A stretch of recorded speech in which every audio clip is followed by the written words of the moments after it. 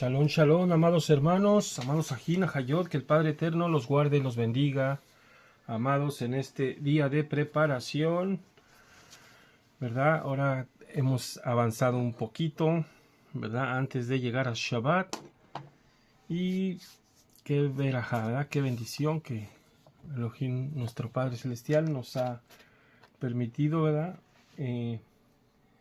Avanzar en este Yom, en este día. Ya tenemos ahí la masa, ¿verdad? Para hacer nuestros panes. Ya tenemos ahí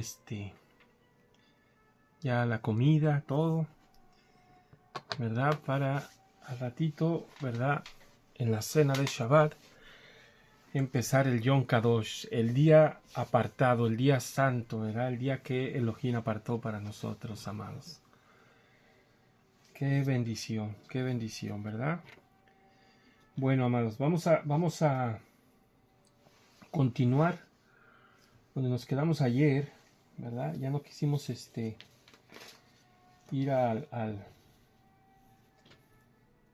texto de Levítico 14:4, ¿verdad? Allá en los comentarios de ese pasuk, que nos dan más información sobre los sacrificios, ¿verdad? Que tienen mucha similitud con nuestro Adón Yahshua HaMashiach, y vamos a ir para allá,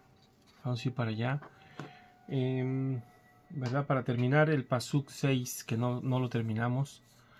Bueno, prácticamente lo acabamos, pero queríamos ir para allá, ¿verdad? A donde nos manda, ¿verdad? El comentario.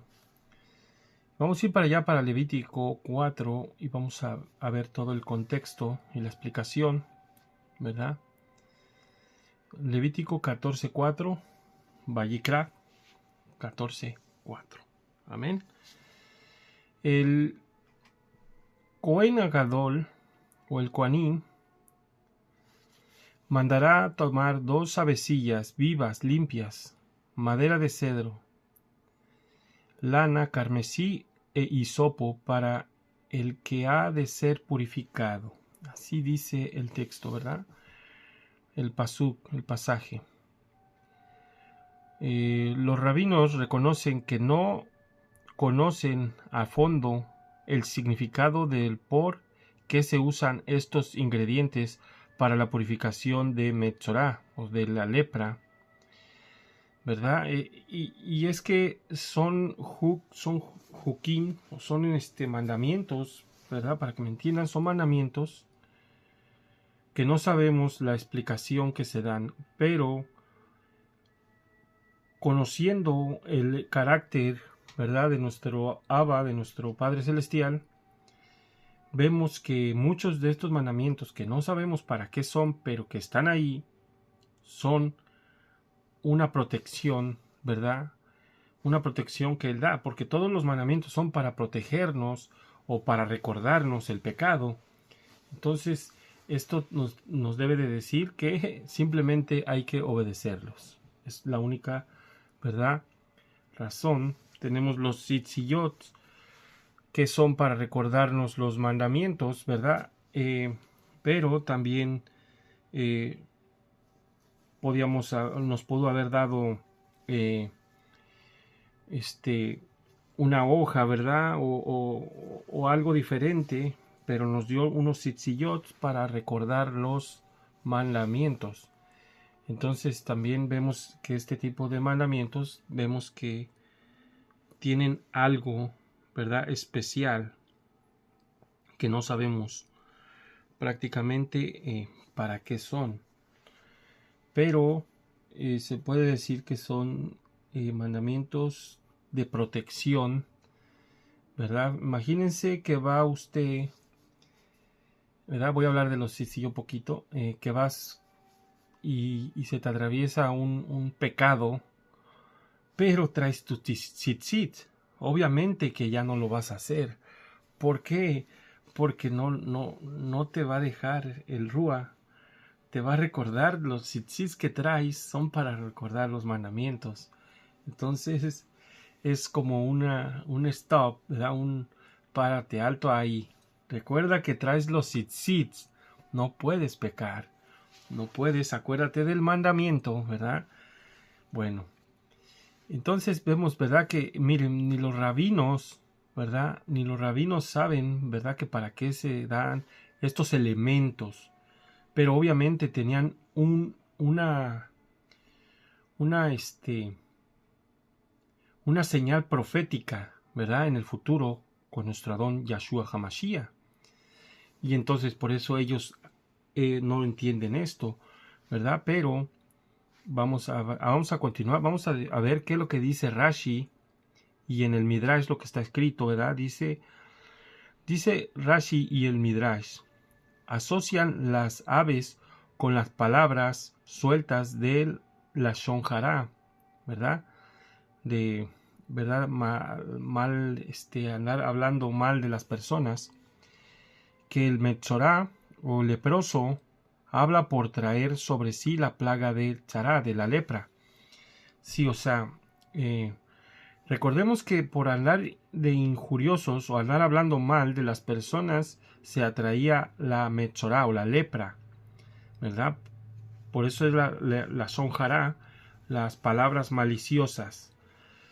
Entonces, ¿verdad? También asocian el cedro con la soberbia, el hisopo con la humildad. Como la soberbia es una de las razones por las que vino esta plaga sobre el hombre, ahora tendrá que ser purificado por medio de dos elementos que hablan de la soberbia y la humildad. Por otro lado, en la escritura nos enseña que las aves representan al hombre. Una de estas dos aves moriría y la otra sería soltada libre. Esto puede representar dos cosas. En el primer lugar, representa al que tenía la plaga de tzará y que estaba como muerto, sin poder tener relación con nadie, expulsado fuera del campamento de Israel. Así, el ave que tiene que morir simboliza la muerte de la Metzorá, de la lepra. El ave viva que es soltada representa al Metzorá, al leproso que ahora es librado de esta plaga mortal que le ataba. Recordemos, fíjese, todo la mente nos lleva a Mashiach cuando recordamos el Mesías leproso, ¿verdad? Y a ver si continuemos. En segundo lugar, y ante todo, las dos aves representan a Mashiach, y específicamente su muerte y resurrección. El ave que muere anuncia la muerte de Mashiach, y el ave que es soltada anuncia la resurrección del Mashiach. A ver, permítame poquito. Me quedó prendido un aparato aquí. Ok.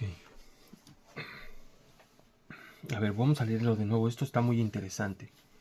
En segundo lugar, y ante todo, las dos aves representan al Mashiach. Recordemos que dice el texto, bueno, dice, ¿verdad? En el Brit Hadashah, que en nuestro Adón Yahshua HaMashiach descendió el Ruach HaKodesh, el Espíritu Santo, en forma de paloma. Y esto está hablando de las avecillas de palomillas, ¿verdad? A ver, en segundo lugar, ante todo, las dos aves representan al Mashiach. Específicamente su muerte y resurrección. El ave que muere anuncia la muerte del Mashiach. Fíjense, cuando Yahshua dice, entrego mi espíritu, o, ¿verdad?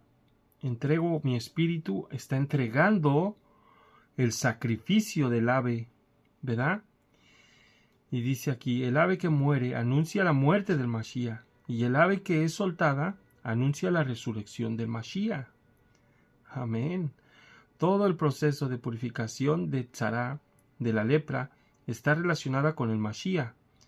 Por eso podemos encontrar en este contexto también un trozo de madera que indica que la muerte de Mashiach tiene que ocurrir sobre un madero. Como aquí se usa madera de cedro, es posible que la viga horizontal donde fue colgado Yahshua HaMashiach haya sido cedro, ¿verdad? Y anoche dimos otra opción, ¿verdad? Nos dieron otra opción que pudo haber sido la higuera, pero yo creo que sí ha de haber sido un madero, cedro, y como dice, ¿verdad? Como se cree en forma triangular a los tres. Entonces sí se pudo haber pasado primero por un ladrón, luego por el otro y al último por Mashiach. A ver, en el libro de Números 19, el cedro, el hisopo y la lana carmesí también están mencionados como medios de purificación por medio de las aguas de la vaca roja, como está escrito en el versículo 6. Y el sacerdote tomará madera de cedro e hisopo y lana carmesí y lo echará en medio del fuego en que arde la novilla. El cedro es uno de los árboles más altos. La madera de cedro fue la madera más cara y apreciada. Amén, amén, amén. Bueno, la lana carmesí simboliza la sangre y el misterio sacerdotal. La lana viene de las ovejas y fue teñida. La lana viene de la oveja y fue teñida en un color rojo. Esto nos habla también de la muerte de Mashiach. El Mashiach está representado por el hilo rojo que atraviesa toda la escritura, ¿verdad? El hilo de nuestros tzitzit representa a Mashiach, ¿verdad? Recordemos que hay tzitzit rojos que realmente me parece que tienen que ser rojos, ¿verdad? Bueno, amén, amén, amén. A ver, ok, mientras que el cedro es uno de los árboles más altos, el hisopo es una de las plantas más bajas. Por esta razón, el rey Shlomo tomó estas dos plantas como dos extremos, como está escrito en Primera de Reyes 4:33. Diserto sobre los árboles de cedro que están en Lébano, hasta el hisopo que crece en la pared. El hisopo que crece en la pared. Amén. Parte del hisopo puede ser usado para absorber líquidos. Con el hisopo pudieron pintar los dos postes y el dintel en las casas de Egipto, en las casas de Misraim, y también salpicar agua y sangre sobre el pueblo en el desierto. Amén. El hisopo es mencionado por primera vez en relación con la redención de Egipto por medio de la sangre del cordero. Amén. ¿Verdad? Vemos todas las similitudes que hay. También está incluido en la ceremonia de la purificación por medio de las aguas purificadoras producidas por medio de las ascuas de la vaca roja, como está escrito en el libro de Números 19:18. ¿Verdad? En esta parashá, pero nosotros no vamos a llegar hasta allá. Amén. Permítame. Y una persona limpia tomará hisopo y lo mojará en aguas y lo rociará sobre la tienda, sobre la... bueno, esto está en el libro de Números, digo de Levítico, ¿ok?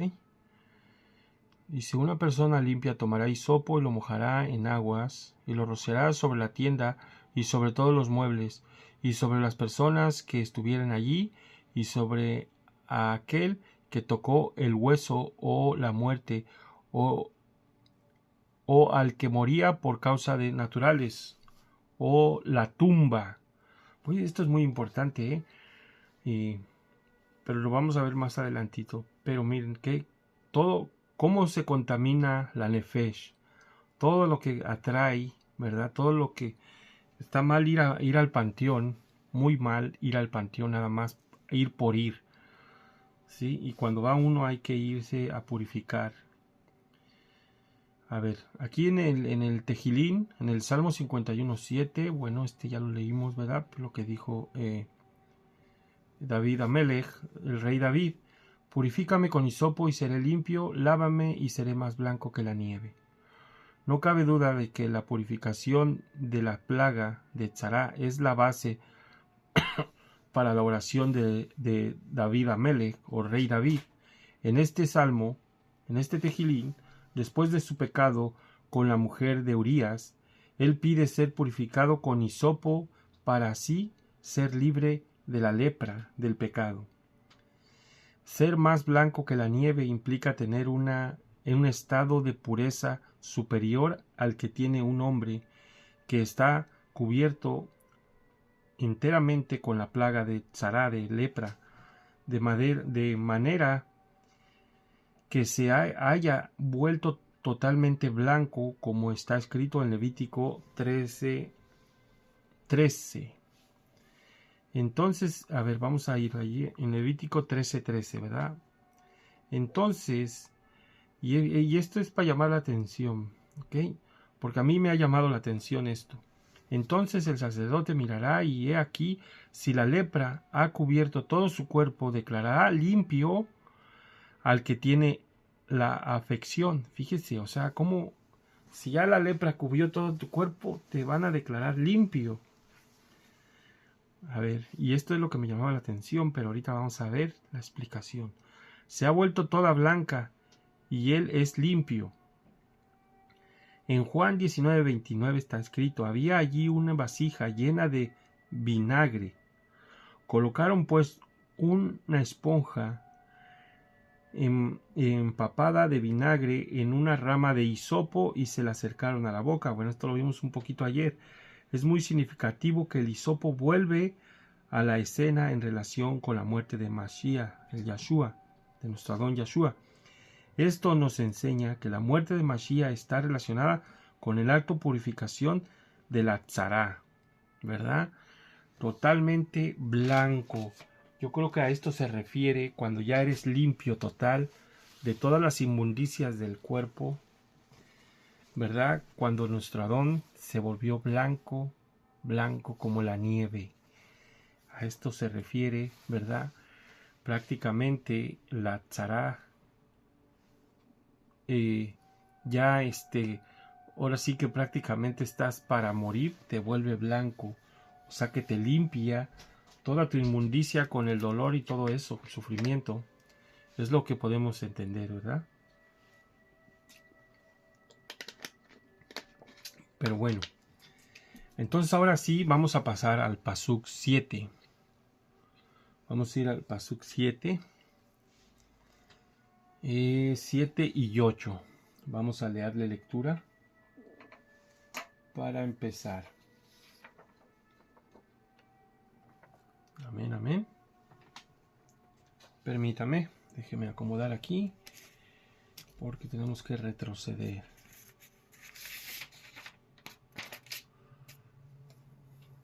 Amén, amén, amén. Ok.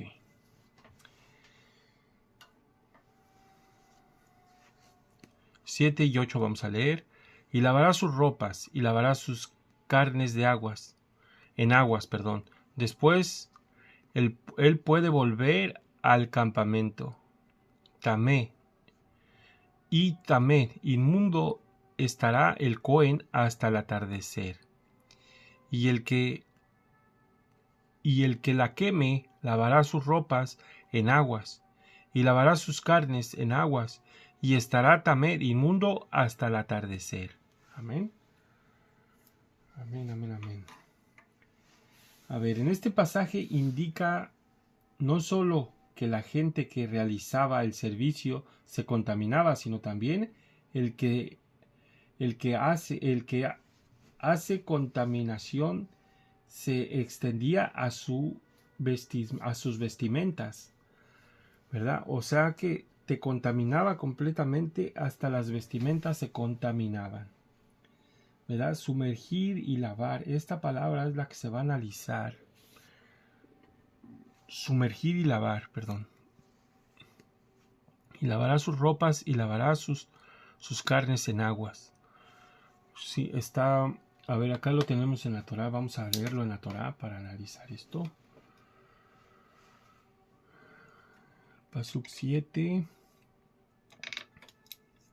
Sumergirá sus vestimentas el Cohen y lavará sus carnes en aguas, y posteriormente irá al campamento y permaneciendo contaminado el Cohen hasta el anochecer. Okay. Y estará contaminado hasta el atardecer. Ok. Sumergirá y lavará. Ambos términos se refiere a inmersión en una mikve, ¿verdad? Inmersión en una mikve. A ver. Al campamento. El campamento de este versículo es de la Shejinah o presencia divina, ¿verdad? A ver.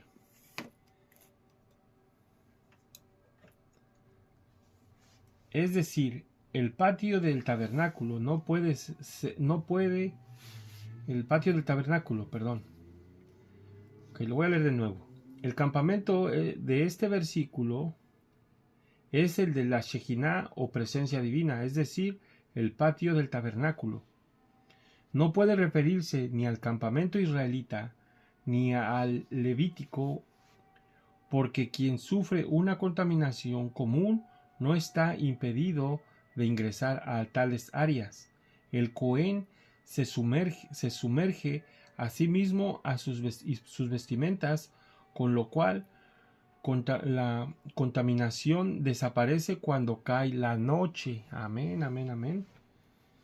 ¿Verdad? Esto, ¿verdad? Muy, muy importante saberlo. Muy importante, ¿verdad? A ver, vamos a leer el 10.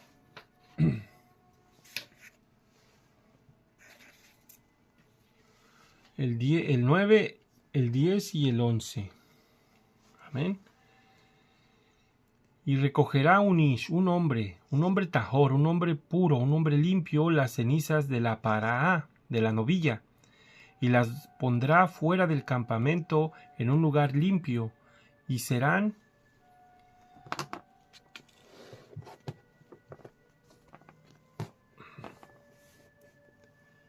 a ver, yo creo que así. Y serán para la congregación de los hijos de Israel, para guardar como aguas para purificación de la nidá. De la nidá quiere decir la separación o impureza de menstruación, y purificación de jatá, de pecado. Ese es el 9. Permítame subir la cámara.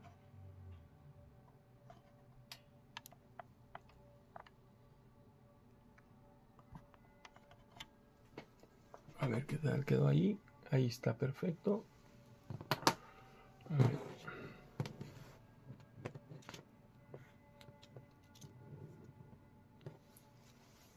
Ahí mero. Ok. Sí se mira bien, ¿verdad? Sí, se mira. A ver, permítame. Vamos a hacerlo así para que se mire mejor. Ok. Una disculpa. Ok, vamos a continuar. Vamos a volver a leer el 9 aquí.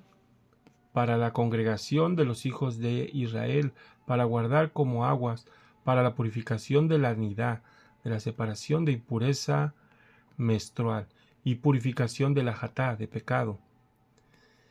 Y se lavará el que recoja las cenizas de la paraá, de la novilla, sus ropas, y estará tamé, inmundo hasta el atardecer, y será para los hijos de Israel y para el extranjero que mora entre ellos, por Jucat Olam, estatuto perpetuo. Amén. Y hasta el 11, ¿verdad? Y el que toque el cadáver de toda nefesh, de toda alma, Adam, de hombre, estará inmundo por 7 días. ¿Sí? El que toque cadáver estará inmundo por 7 días. Amén. Bueno, vamos a leer el comentario sobre esto. Las cenizas de la vaca roja fueron divididas en 3 partes. Una parte fue puesta en el monte de los olivos, otra parte fue colocada en el gel, en el área que rodeaba el atrio del templo, y otra parte fue dividida entre los 24 grupos de los Cohen, de los sacerdotes, que servían en el templo, según la Mishnah. ¿Verdad? Según la Mishnah, todo esto era parte. Y esto es muy importante saberlo por lo siguiente que ahorita vamos a explicar, ¿ok? La parte de las cenizas que estaban en el monte de los olivos fue utilizada para consagrar a los Kohanim o a los sumos sacerdotes para poder preparar otras vacas rojas. Las cenizas que fueron guardadas en el gel, en el atrio, servían para las generaciones futuras, ¿verdad? Según lo ordena este versículo. Las cenizas que estaban entre los sacerdotes en la tierra de Israel servían para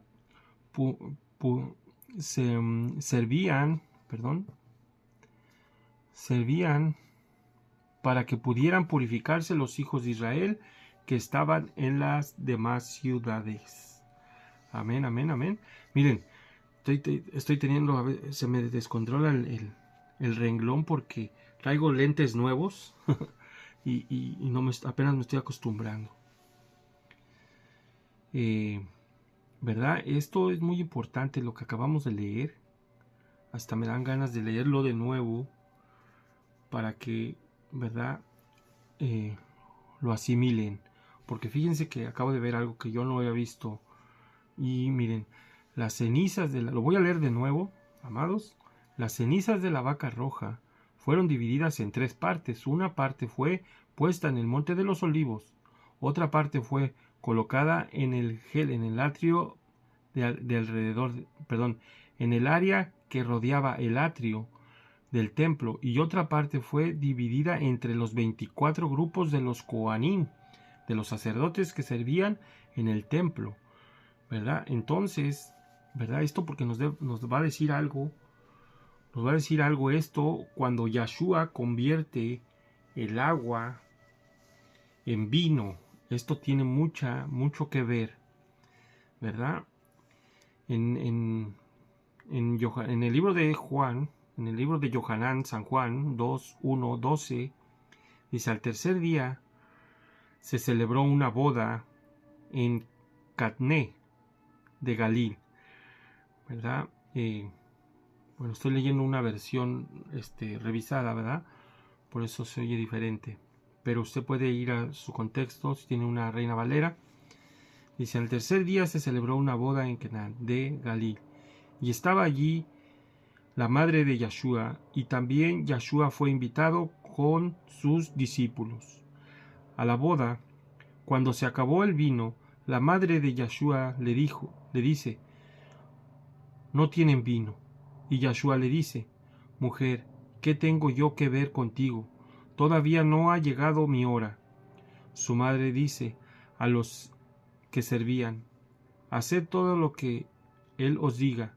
Y había allí 6 tinajas de piedra puestas para ser usadas en el rito de la purificación de los judíos. En cada una cabían 2 o 3 cántaros. Yahshua les dice: llenen de agua las tinajas, y las llevaron hasta el borde. Entonces les dice: sacad ahora un poco y llevarlo al mastersala, o al maestro de la ceremonia, ¿da? O al padrino. Pero aquí dice al mastersala. Y se lo llevaron. Cuando el mastersala probó el agua convertida en vino, y como sabía de dónde era, pero los que sabían que habían sacado el agua lo sabían. O sea que el mastersala no sabía de dónde venía, ¿eh? El maestro llamó al novio y le dice: todo hombre sirve primero el vino bueno, y cuando ya han tomado bastante, entonces el inferior, pero tú has guardado hasta ahora el vino bueno. Este principio de sus señales hizo Yahshua en Catné de Galil, y manifestó su gloria, y sus discípulos creyeron en él. Después de esto bajó a Cafarnaún, él con su madre y sus hermanos y sus discípulos, pero allí no se quedaron muchos días. Recordemos que esto tiene ya ahora dos connotaciones, ¿verdad? Al principio pensábamos que él estaba prácticamente diciendo su tradición no es correcta, ¿verdad? Lo que usaban, lo que hicieron, o desperdiciaban el agua de las vacas rojas, porque sí pudo haber sido agua de las cenizas de las vacas rojas, que se tenía que usar, como dice el texto, para anidar, para las mujeres después de su menstruación, y para el que estaba impuro de muerto, o para el que había tocado muerto. Para eso eran, y estos las estaban usando para el rito de lavamiento de manos, ¿verdad? Y eso pues era contrario, ¿verdad? Era muy contrario. Entonces, ¿verdad? Entonces vamos a ir viendo esto, ¿verdad? Esta postura muy importante, saberla, que lo que se usó para hacer vino eran aguas para la purificación. Y vamos a ver cuánto agua era.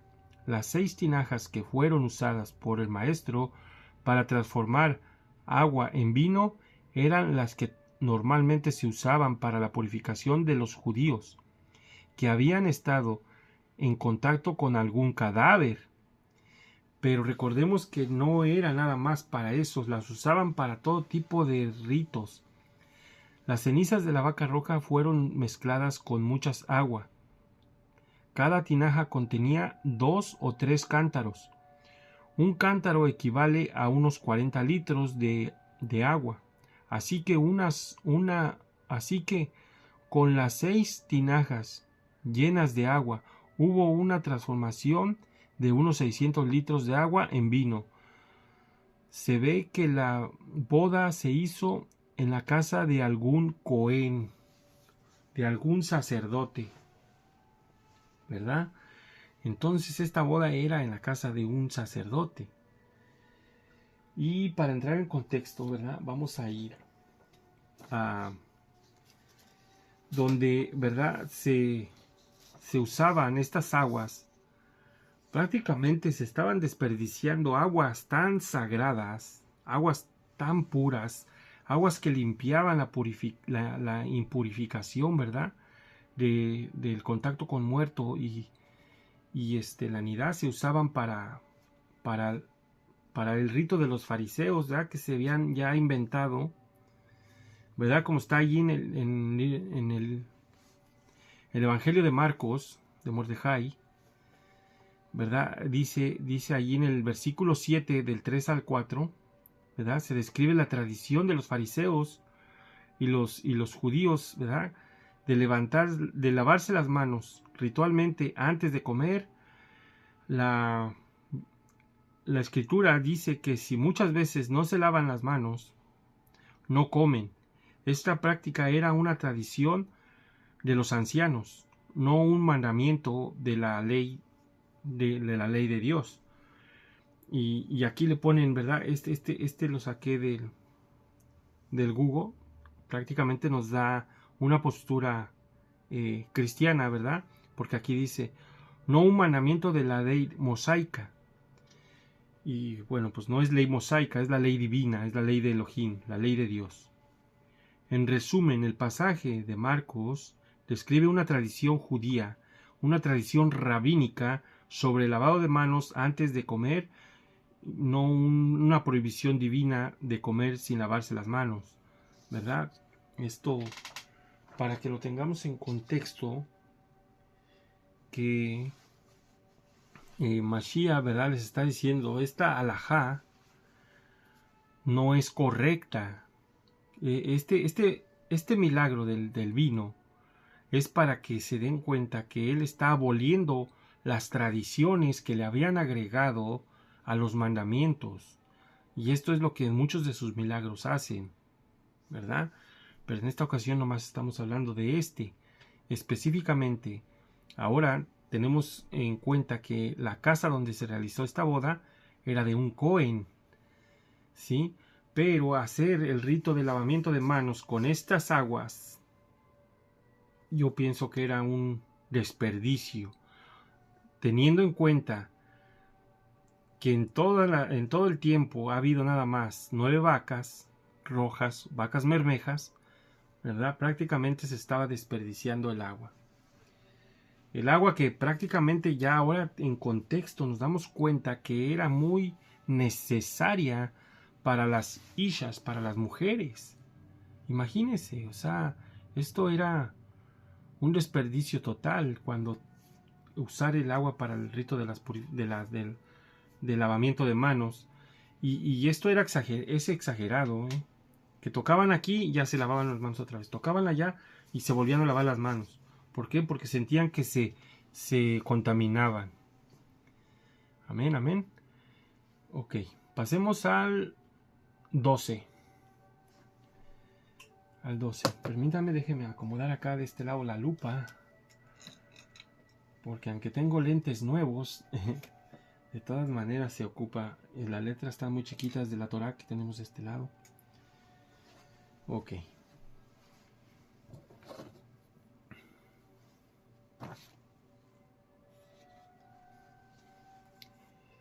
Él tiene que purificarse a sí mismo en el tercer día y en el día 7, entonces será tajor, será limpio. Pero si no se purifica a sí mismo al tercero y al día 7, no estará tajor, no estará limpio. Amén, amén. Tenemos un comentario pequeño, ¿verdad? Es decir, la purificación es llevada a cabo con las cenizas de la vaca roja mermeja, de acuerdo con el procedimiento delineado en los versículos siguientes, ¿verdad? En los versículos siguientes. Entonces había un proceso, ¿verdad? Continuemos con el 13. Todo el que toque el cuerpo de una nefesh, de un alma de Adán, de hombre muerto,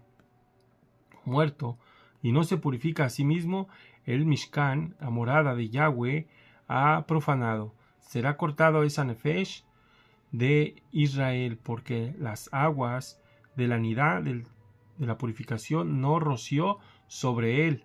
Será tamed, inmundo. Su inmundicia aún estará sobre él.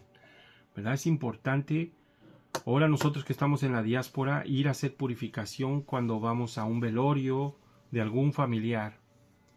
De algún familiar, ¿verdad? No hay que ir a los panteones nada más por ir. No se debe hacer eso, ¿verdad? Hay que ir solamente en los casos extremos, ¿verdad? De un familiar cercano y ir al río a purificarse. No tenemos las cenizas de la vaca roja, pero es bueno irse a dar un baño al río, ¿verdad? Irse a dar una purificación, ¿verdad? Sumergirse y pedirle a nuestro Padre Celestial que nos limpie de la impureza, de la contaminación de muerto, en el nombre de Yahshua HaMashiach, ¿verdad?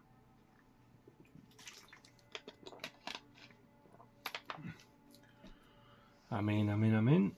Y si se contaminó por medio de un cadáver humano y no se purificó con las cenizas de la vaca bermeja, a pesar de que se sumergió en un mikve, permanece en estado de contaminación. Por consiguiente, si entra en forma intencional en el santuario o en el patio, se hace merecedor de la pena divina caret, ¿verdad? Donde eres cortado del pueblo, con lo cual su alma es separada del pueblo de Israel. Amén. Entonces nosotros tenemos un Mishkan propio, ¿verdad? Eso es lo que tenemos. Nuestro cuerpo es el templo del Ruach, de la presencia divina, ¿verdad? Entonces es necesario hacer una purificación en aguas vivas, ¿verdad? En aguas corriendo, cuando uno tiene contacto con el muerto. Y dice aquí que tienen que ser aguas de la vaca bermeja, pero no hay. Entonces sí se puede hacer una purificación, ¿verdad? Así. Y bueno, es necesaria. La contaminación por muerto contamina nuestra nefeshot, nuestras almas. Eso es lo que tiene de malo esto, que el alma se contamina, ¿verdad? Es algo que no vemos, pero está allí. No vemos, pero está allí. Miren que recuerdo cuando yo era niño, ¿verdad? En el área donde vivía, en el lugar donde vivía, había un teporochito. Muy chistoso él, ¿verdad? Muy chistoso era. Jugaba a veces con los niños, a ver, pasaba y cotorreaba con los niños, pues nosotros éramos niños. Y murió él. Recuerdo que en aquel entonces, y fíjense cómo no es posible que me acuerde de estas cosas, pero Elohim nos las hace recordar. Mira, este falleció y yo era muy niño, ¿verdad? Y andaban buscando quién fuera al velorio. Y ahí estábamos yo y una de mis hermanas de visita. Creo que estábamos de visita y ahí vivía una tía. Estábamos con la tía.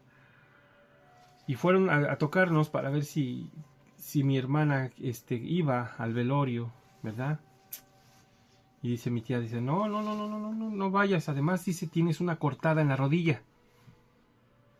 Tienes una cortada en la rodilla. Fíjense el pensamiento, ¿verdad? Que teníamos en aquel entonces. Dice, no puedes estar en un velorio porque te puede no me recuerdo si dijeron que te podía caer cáncer o gangrena, ¿verdad? Por ir a un velorio. Eso le dijo mi tía a mi hermana, que no fuera. Y ahora entendemos, ¿verdad? Todo esto, que realmente hay contaminación ambiental en el área. Amén. Pasemos al Pasuk 14.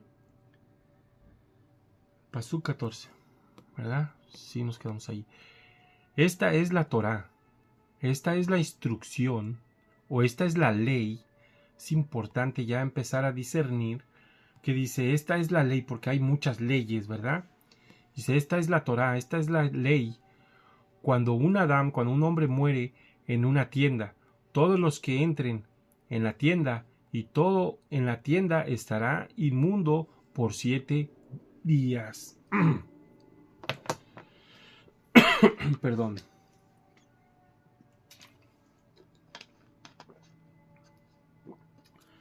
Todo estará inmundo por 7 días. Entonces, y esto es importante, es de lo que estábamos hablando, ¿verdad? En una tienda, en aquel entonces, pues eran tiendas. Si moría alguien en una tienda, todo quedaba inmundo por 7 días. En este versículo enseña la ley sobre la contaminación que se transmite al abrigo de una tienda o cualquier otra cubierta. Un techo sobre un cadáver tiene el efecto de difundir la contaminación debajo de todo el espacio aéreo que cubre. Así pues, si hay un cadáver en el cuarto de una casa o debajo de una parte de un árbol, cualquier persona o recipiente que se encuentre en la casa o debajo de otra parte del árbol se contaminará. ¿Sí? Hay un área restringida que se contamina. Amén. Ok, pasemos al pasú 15. Y todo utensilio abierto, sin una tapa, encima estará inmundo. Fíjense hasta dónde llega la contaminación, ¿eh? La contaminación hasta los trastes.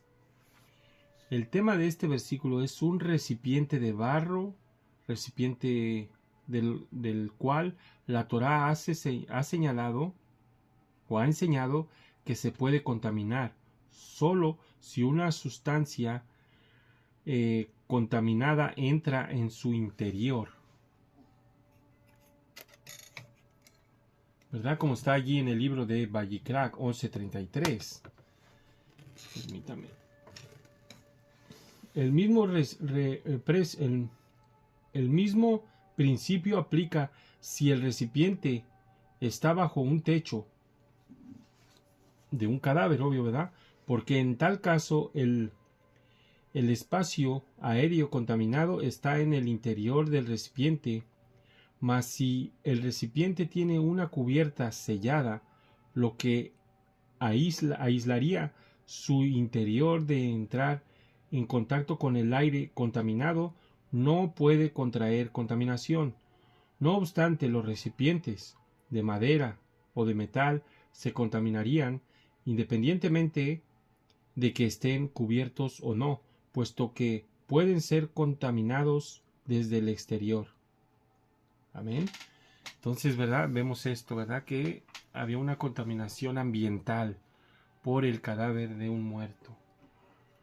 ¿Verdad? Nuestro Elohim nos está cuidando, amados. Nos está cuidando. Esto es para que no nos atraer enfermedades. ¿Verdad? Muchas enfermedades y en lo espiritual, pues yo pienso que también hay contaminación. Esto también, ¿verdad? Nos puede decir que en contaminación espiritual, ¿verdad? Al grado de que eres cortado, caret, eres cortado del pueblo.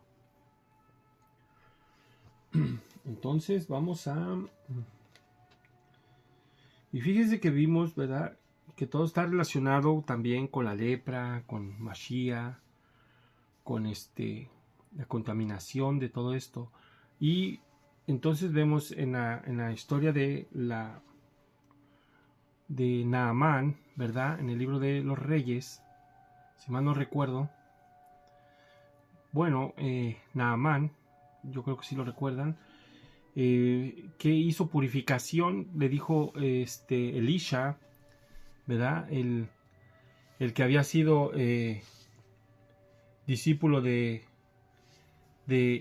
el profeta Eliyahu, ¿verdad?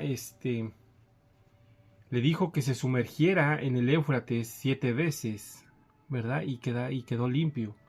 Entonces, por eso, sí podemos ir a hacer el rito, bueno, no rito, irnos a purificar a un río, ¿verdad? Y pues porque ahorita estamos en la diáspora, es necesario, ¿verdad? Yo pienso que es necesario, pero cada quien, ¿verdad? Cada quien, pero yo pienso que sí es necesario cuando uno va a un velorio o accidentalmente entras a un panteón, porque aquí en Estados Unidos accidentalmente puedes entrar a un panteón. Entonces,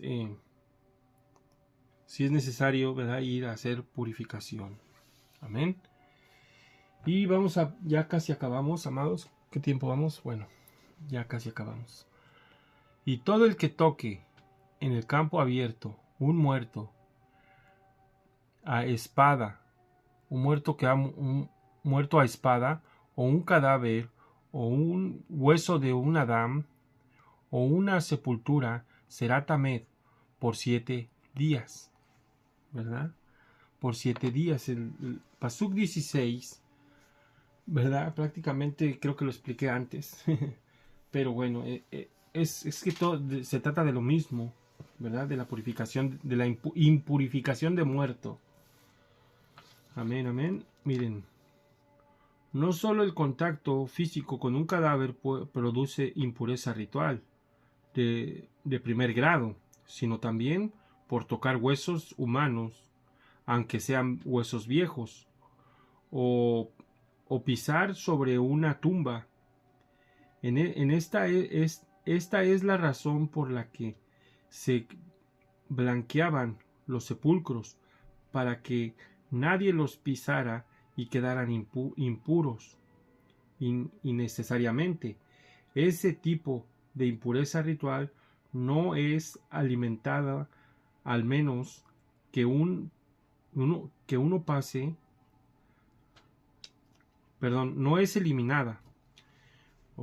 Ese tipo de impureza ritual no es eliminada, al menos que uno pase por una semana de purificación y sea rociado en el tercer día y en el séptimo día con el agua purificadora de la vaca bermeja, en el séptimo día que sumergiese en una mikve, y así uno se vuelve puro al caer la tarde, ¿verdad? Entonces es necesaria, ¿verdad?, las cenizas de la vaca roja para este tipo de purificación. Pero, como les digo, no hay ahorita cenizas y estamos en la diáspora. Pero sí podemos ir a hacer purificación en el nombre de Yeshua, ¿verdad? De nuestra agua purificadora, que es nuestro Adón Yeshua Hamashiach, que viene siendo, ¿verdad? Él también es un prototipo de la vaca bermeja, no en todo su contexto, pero tiene, ¿verdad?, tenía su cumplimiento en ella. Amén. Y ya para terminar, amados, para terminar, vamos a el Pasuk 17.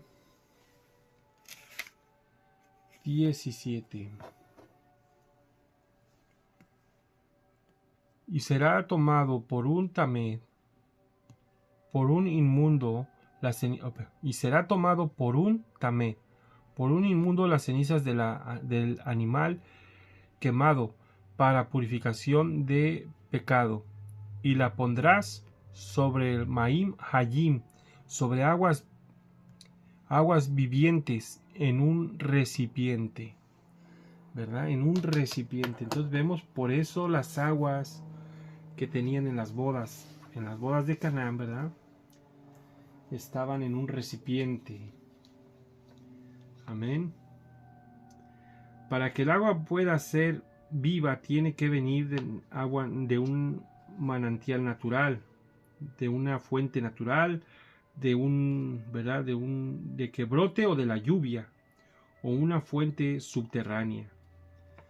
Si toca algún material que pueda volverse impuro, como metal, madera o barro, ya no es agua viva. Esto nos explica la razón por la que guardaban esta agua purificadora en tinajas de piedra y no de barro, ¿verdad? Era guardada en tinajas de piedra y no de barro. Amén. A ver, tenemos aquí otro comentario. Se debe verter agua fresca, bueno, este es lo mismo, agua fresca de manantial o ríos en un recipiente. Luego se pone cenizas en el recipiente y se mezclan. Si la tienda está fabricada de materiales que pueden contraer contaminación, debe ser purificada. Sin embargo, edificaciones que tienen cimientos en el suelo no se contaminan.